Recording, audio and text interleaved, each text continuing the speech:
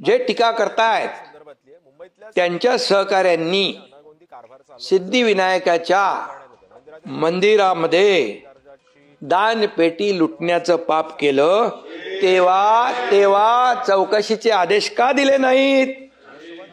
का दिले नाहीत? मी बोलतोय त्याच्यावर पुरावा म्हणून बोलतोय.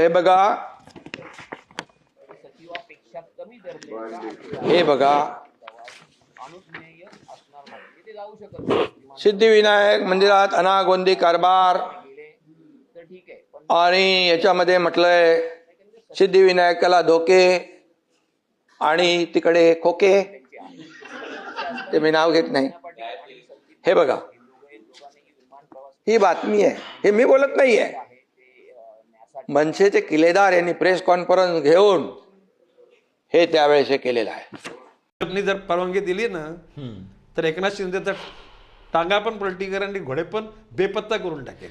फरार नाही, बेपत्ता करून टाकेल. बेपत्ता. बरं.